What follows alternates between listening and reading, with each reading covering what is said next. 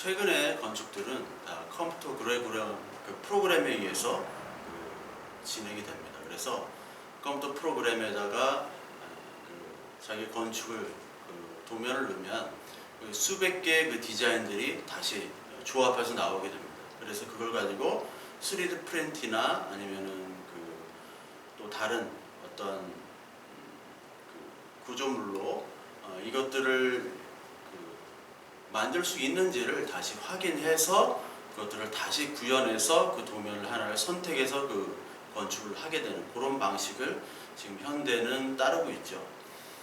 그래서 현대 건축물들을 보면 여러분들 동대문 디자인 플라자, 우리나라 그게 이제 자하 하디드라는 여성 건축가가 만든 겁니다. 이라크 출신의 건축가인데 이분이 2016년에 돌아가셨어요. 근데 이분이 또 베이징 두 번째 공항을 또 만들었고 보면은 이제 기하학적인 어떤 서양의 패턴에서 좀 벗어나서 곡선과 어떤 그런 조금 동물 모양의 형태 그런 곡선의 위주의 건물들을 많이 만들었죠. 그래서 요즘의 현대 디자인은 곡선과 그리고 특히 구두나 백이나 이런 디자인과 같은 어떤 디자인을 차용을 합니다. 그래서 그것도 컴퓨터 프로그램화 돼가지고 나온 거기 때문에 이런 디자인들이 가면 갈수록 더 획일화될 가능성이 좀 있습니다. 이런 동대문 디자인 플라자 같은 이런 디자인들의 시초격은 프랭크 게리가 만든 빌바오의 구겐하임 미술관이죠. 구겐하임 미술관을 여러분들 많이 들어보셨을 거예요. 뉴욕에 있는 구겐하임은 또 다른 구겐하임 미술관입니다. 그 전에 만든 이 프랭크 게리가 만든 빌바오 구겐하임을 보면은 이 사람은 원래 건축 디자인을 할 때 그냥 막 종이를 구겨가지고 폈다 구겼다 해가지고 나오는 그런 형태를 가지고 또 영감을 받는 사람이에요. 빌바오 구겐하임을 보면은 물고기, 동물 이런 형상들을 가지고 곡선을 만들었거든요. 원래 이 기하학에다가 곡선을 플러스 시킨 겁니다. 원래 서양 건축은 기하학, 수학적 기하학으로 만들었는데 거기다 곡선 디자인을 붙여서 한 게 이제 프랭크 게리죠. 가장 유명한 현대 건축가 중에 하나입니다. 그래서 이 프랭크 게리가 만든 건축물도 청담동에 가면 루비통 매종, 서울 이런 데가 있어요. 거기 보면 자코메티 작품전도 했고 갤러리도 하면서 루비통 매장인가 봐요. 근데 그 건물이 서울에서 굉장히 유명한 특이한 건물인데 그게 프랭크 게리가 건축한 그런 건축물입니다. 근데 이런 작품들이 원래는 현대 건축들, 특히 이제 1950년대 이후부터 이제 80년대까지 포스트 모던 해체주의, 후기 구조주의 요 사조와 같이 맞물려서 이 현대 건축이 이렇게 됐는데 그중에 가장 유명한 사람이 바로 르 꼬르비지에라는 사람입니다. 르 꼬르비지에라는 사람은 현대 건축의 아버지로 불리죠. 그래서 지금 우리가 보고 있는 많은 구조물들을 처음 르 꼬르비지에가 시도를 했습니다. 그래서 여러분들 노출 콘크리트 있죠? 카페를 가도 위에 다 노출을 해놓고 옆에도 그냥 다 노출해가지고 거푸집, 덜어낸 거푸집 형태가 그대로 노출로 되는 그런 것들을 많이 보시잖아요. 그것과 필로티 구조, 원룸이나 빌라 보면은 기둥을 세워가지고 밑엔 주차장으로 쓰고 위부터 공간 사용하는 필로티 구조죠. 우리나라 필로티 구조 때문에 지진 나가지고 다 무너진 것들을 많이 봤잖아요. 그거를 잘 지면 안 무너지는데 하여튼 필로티 구조들을 다 르 꼬르비지에가 만들었고 이 르 꼬르비지에 작품이 17개 작품이 바로 유네스코 세계문화유산으로 등재가 됐습니다. 그래서 이 르 꼬르비지에는 노출 콘크리트 그리고 빛 그리고 비어있는 이걸 건축용어로 보이드라고 하거든요. 그런 것들을 잘 조화를 시켰던 처음 사람이고 이 사람이 또 2차 대전 끝나고 나서 빈민들을 위한 아파트를 처음 만든 사람입니다. 아파트의 개념을 이 사람이 먼저 시작을 했어요. 비아 사보아라는 유명한 이 사람의 대표적인 건축물이 있는데 거기는 큰 창 그리고 필로티 구조 그런 것들을 다 이렇게 담았죠. 근데 이 사람이 중요시 여기는 거는 보이드, 그 빈 공간을 통한 침묵, 그리고 철학, 그리고 빛, 그 틈을 또 건축물 사이에 이렇게 넣는 겁니다. 작은 틈, 작은 참. 그래서 여러분들 집에 대한 소개하는 그 프로그램들이 많이 있잖아요. 구해줘 홈즈 같은 데 보면 그 틈틈이 조그마한 창들이 보여요. 이게 다 르꼬르 비지에부터 시작이 된 겁니다. 롱상 성당 같은 데로 가보면은 다시 리모델링 할 때 그런 것들을 이제 다 추가를 했던 게 바로 르꼬르 비지에거든요. 르꼬르 비지에는 빈 공간, 허한 공간은 바로 시를 위해서 반드시 필요하다라는 철학을 가지고 했던 그 사람이었어요. 그래서 이 사람은 마지막엔 4평짜리 오두막에서 부인과 살다가 부인이 먼저 떠나고 니스에다 만들었는데, 그래서 해수욕을 하러 나가려다가 이제 심장마비로 죽었는데, 하여튼 그렇게 이제 죽었습니다. 1세대 건축가 김중업 씨도 이 르꼬르 비지에 건축연구소에서 공부를 했죠. 일본 유학 후에. 그 다음에 르꼬르 비지에 이후에 루이스 칸이라는 사람과 이제 미스 반데로라는 그런 분이 나타납니다. 근데 같은 시대에 있었어요. 근데 루이스 칸은 여러분 많이 들어보셨을 거예요. 이 사람도 노출 콘크리트, 빛, 그리고 자연에 대한 것들. 그러니까 그 전까지 보지 못했던 기하학적인 서양 건축과 함께 동시에 빛과 자연에 대한 것, 조화에 대한 것들을 계속 연구한 사람이죠. 그래서 캠벨 미술관이라는 거, 원래 동물의 그 축사같이 그렇게 생겼어요. 캠벨 미술관이 텍사스 포트리스라는 곳에 있는데, 거기 무슨 미술관을 짓느냐 했는데 그 미술관을 기가 막히게 줬습니다. 빛을, 자연 채광을 이용해가지고. 그리고 소크 생물학 연구소라고 있는데 거기서 바라보는 그 석양, 그리고 이 지평선과 건물이 맞닿는 거기에서 보는 그 석양이 사진으로 보면 참 예술이에요. 그 루이스 칸이 그 마지막 짓졌던 그 건물이 방글라데시아 국회의사당이죠. 이 루이스 칸은 마지막에는 그 맨하탄에 있는 펜실베니아 스테이션 그 화장실에서 죽어요. 저도 그 펜실베니아 스테이션 그 화장실도 한번 이용을 했거든요. 야, 여기서 루이스 칸이 죽었구나. 루이스 칸이 신원이 확인이 안 됐습니다. 그 대가가 여권이 너덜너덜 해가지고 이게 루이스 칸인지 누군지를 몰랐어요. 3일 동안 그 사람이 행방불명이 됐어요. 우리 같았으면 그렇게 유명한 사람은 비서를 대동하고 경호원도 있고 막 그랬을 테지만 그 사람은 건축 하나만 본 겁니다. 빛과 노출 콘크리트, 그리고 노출된 그 자연스러운 재료를 통해서 본질, 단순함을 통해서, 이게 미니멀리즘 건축이라고 하거든요. 그거를 잘 표현했던 그 건축가가 루이스 칸이죠.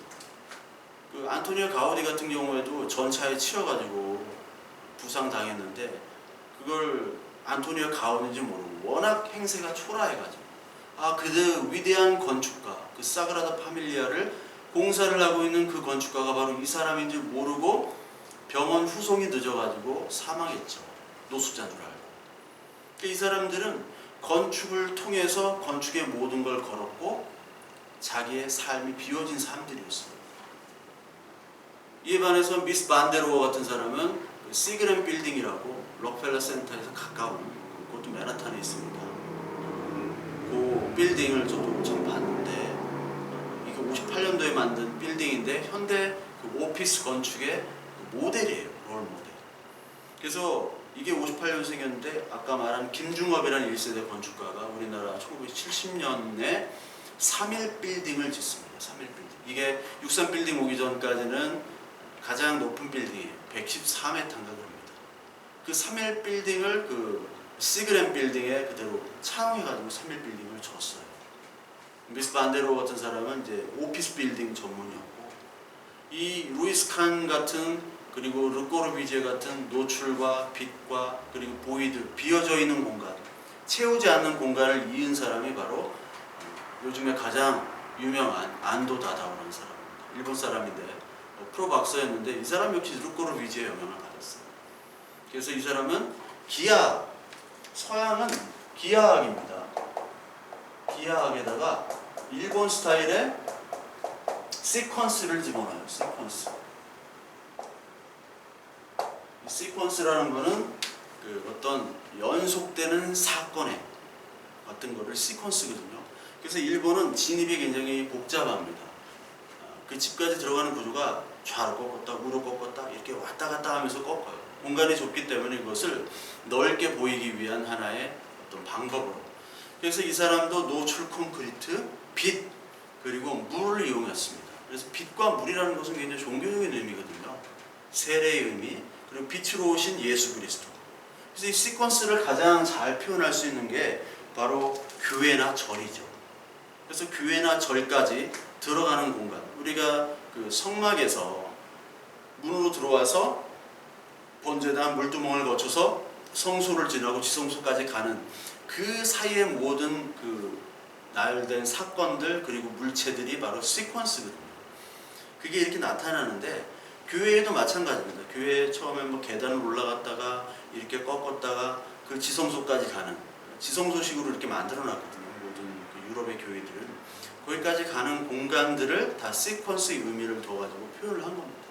절이 그거를 가장 잘 나타냈죠. 특히 중국절이나 일본절보다는 한국절이 그런 시퀀스가 굉장히 좋습니다. 그런 철학적인 그런 최고의 공간들을 경험하면서 하나님께 나아가는 거를 우리 마음속에 담아두는 거죠. 근데 막 수천억짜리 공사를 했는데도 그런 시퀀스가 없는 그런 건축물은 좀 굉장히 아쉽죠. 흉물처럼 여겨지죠. 그래서 이 안도 다다오는 빛의 교회, 빛의 교회, 바람의 교회, 물의 교회, 물의 절도 있습니다. 빛의 교회 보면은 이 십자가로 딱 노출 콘크리트로 만든 겁니다. 여기가 탱 ቢ었어요. 그리고 십자가를 만들지 않고 벽을 뚫어가지고 여기서 빛에 나오게 하는 것이 바로 십자가를 빛으로 임한 빛의 교회가 가장 대표적인 그 안도 다다오의 작품이죠.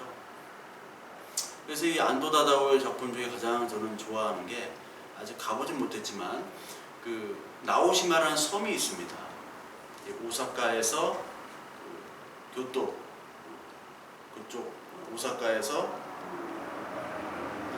100km 떨어져 있나 밑으로 내려가는 거기에 나오시마 섬이 있는데 거기에 지중박물관이라고 있습니다. 지중미술관, 지주 일본말로 지주인데 그 미술관은 그 지하에 땅에다가 그 미술관을 다 이렇게 했어요. 그러면서 자연 채광이 들어오도록. 근데 그 작품 속에서 보이드, 이 비어진 보이드가 가장 중요합니다. 비어 있는 거예요. 비어 있는 거. 비어 있는 것을 통해서 침묵을 유도하는 건축을 했습니다. 그래서 비어 있는 걸 통해서 자기 마음을 돌아보게 하고 자연과 채광을 보면서 침묵하게 만드는 노출 콘크리트 빛 비어둠 인간과 인간 사이 그리고 건축과 인간 사이 건축과 인간과 자연을 같이 매개하는 그러니까 여러분들 그러니까 보이드라는 것이 반대 개념이 솔리드입니다. 솔리드는 채우는 거예요. 채우는 게 더 어려울까요? 비우는 게 더 어려울까요? 건축에서도 비우는 게 훨씬 더 어렵습니다. 채우는 건요, 막 벽돌을 쌓아가지고 막 채우면 됩니다. 뭐 어떤 기술도 필요 없습니다. 노동력만 있으면 됩니다. 근데 보이드는요, 기술이 필요합니다. 그 하중을 견딜 수 있는 기술과 수학적인 계산이 필요하고 재료도 좋아야 돼요. 비워가지고 간단한 재료 가지고 그 공간을 비우게 되는 거예요. 거기에 철학적 요소뿐만 아니라 재료도 좋아야 됩니다. 예를 들어서 어떤 사람이 속옷만 입고 자기를 표현한다고 생각해보세요. 자기를 잘 표현하려면 속옷이 좋기보다는 몸이 좋아야 됩니다. 그 재료 자체가 내 몸이 아주 조각 같은 몸이면 빤스 한 장을 걸쳐도 너무나 멋있는 거예요. 근데 내 몸이 좋지 못하다 보면은 팬티만 걸치는 게 아니라 여러 가지 시장을 하게 돼요. 화장도 하고 뭐 긴 옷을 입고 다 몸을 가려야 되니까 몸매가 안 좋으니까. 여름에 몸에 좋은 사람은 다 벗는단 말이죠. 재료가 좋으니까. 그 재료가 좋아야 됩니다. 보이드 공간, 솔리드 공간의 가장 대표적인 게 피라밋이잖아요. 그 안에 그냥 벽돌로만 넣고 조그마한 공간만 해놓고 큰 기술이 필요 없어요. 노동력만 필요합니다. 물론 그런 건물을 지을 수가 없죠. 워낙 또 기술도 필요하지만 근데 이 솔리드 같은 거는, 보이드 같은 경우는 그 돔을 만드는 거, 특히 돔이 그 비어있는 공간이잖아요. 그 돔을 만드는 거는 엄청난 기술이었어요. 그래서 많은 건축가들이 그 판테온, 로마에 가면 판테온인데 그 판테온의 돔을 가장 최고의 건축이라고 여깁니다. 지금까지도. 르꼬르비지에나 이 루이스 칸 같은 경우에도 그 그리스 신전을 모델로 이런 것들을 했어요. 현대 건축의 모델이 아직까지 수천 년 전에 지어진 그리스 신전을 모델로 합니다. 거기 나오는 그 석관, 그 구조, 그 돌의 구조. 그 이후에 이제 시멘트 콘크리트, 철골 콘크리트가 개발된 후에는 그것을 차용해가지고 가장 단순한 재료를 가지고 만드는, 그럼을 통해서 그 비어있는 것을 강조를 합니다. 마찬가지로 우리나라에는 승효상이라는 그런 건축가가 있습니다. 유명한 빈자의 미학이라는 그런 책도 쓰셨죠. 이분은 김수근의 제자입니다. 그래서 김수근과 김중업이 1세대라면은 2세대의 가장 대표적인 건축가가 바로 승효상 씨입니다. 이 승효상 씨가 만든 건축 사무소 이름이 1호제예요. 1호제라는 것은 가난한 선비가 사는 집이라고 유홍준 씨가 져준 겁니다. 나의 문화유산 답사기를 쓴. 그래서 이 유홍준 씨의 집을 또 이 승효상 씨가 건축을 해요. 승효상 씨가 지은 가장 대표적인 건축물이 수졸당이라고, 이 수졸당이 바로 유홍준 씨의 집인데, 이 수졸당의 가장 그 핵심은 마당입니다. 비어있는 마당, 중정이라고 하는데 그 비어있는 마당을 가지고, 빈 공간을 가지고 그 다른, 그것이 중심이 돼서 다른 구조물들을 채우는 방식을 해요. 그래서 동양에는 비운 보이드가 굉장히 발달이 되었고요. 그리고 서양은 기하학적인 보이드, 그러니까 큰 건물, 기하학적인 보이드나 솔리드가 다 있고, 이 동양은 기술이 그렇게 발달되지 않았기 때문에 큰 보이드는 없고 작은 보이드나 자연과 함께하는 그런 빈 것, 비움, 그것을 통해서 체험을 나타내는 것, 그것을 동양은 많이 표현하고 있죠. 그래서 여러분, 지금의 건축은 동서양의 융합입니다. 그래서 서양은 체스 같은 거는 왕을 이제 죽이는 게임이지만, 바둑은 어떻습니까? 바둑이 대표적으로 보이드를 얘기하는 거예요. 바둑은 집을 짓는 겁니다. 집은 공이에요. 비어있는 거예요. 비어있는 집을 더 많이 짓는 사람, 비어있는 공간을 더 많이 차지한 사람이 이기는 겁니다. 서양의 개념과 다르죠? 이제 그걸 비워둬야 돼요. 그것도 두 집 이상. 한 집이면 안 됩니다. 집과 집끼리 연결이 되어 있어요. 바둑은 다 연결된 거잖아요. 그것이 끊어지면 죽는 거고, 연결되어 있어가지고 그것이 하나의 비어진 공간을 크게 만드는 것. 그 사람이 이기는 것이죠. 서양의 어떤 철학과 동양의 철학이 완전히 다르죠. 그래서 비어있는 것, 이것을 이루는 이유는 바로 채우기 위함이다. 여러분들이 그 불교에서 공이라는 거를 이게 빌공, 비어있다, empty가 아니에요. empty가 아니라 nothing이 아닙니다. 이거는 그 속을 깨끗이 비워두는 거예요. 그래서 무엇이든지 담고 무엇이든지 변화할 수 있도록 하는 겁니다. 이게 양자물리학하고도 연결이 됩니다. 양자물리학하고 양자역학하고도 연결이 돼요. 양자역학의 구조를 보면 비어있지만 다 채워져 있는 걸로 보이거든요. 그러니까 그 원소 안에, 원자 안에 그 핵은 중성자와 양성자로 경합인데, 그 중성자와 양성자의 결합된 그 핵이 대부분의 그 질량을 차지한단 말이에요. 원자 안에서. 근데 전자와 원자 그 안에 모든 공간이 사실 비어있기 때문에 그것을 압축시키면 굉장히 작게 된다는 거죠. 그래서 이 지구상의 모든 물질을 압축시키면은 뭐 축구공만 하게도 압축시킨다라는 그런 말이 있잖아요. 비어있지만 비어있지 않은. 그래서 앤트맨 같은 영화를 보면은요, 비어있기 때문에 늘렸다가 줄였다가, 이걸 뭐 양자역학으로 뭐 설명을 했더라고요. 어떤 영상을 보니까. 그것도 가능하죠. 이론적으로. 이론적으로는 그렇게 가능합니다. 비어있기 때문에. 그래서 모든 본체, 본질이 다 아무거나 바뀔 수 있는 게 공이에요. 불교에서는. 불교에서 여러분들 흔히 제법무화라는 말이 있습니다. 모든 본질이 없다라는 거예요. 본질이 없다라는 겁니다.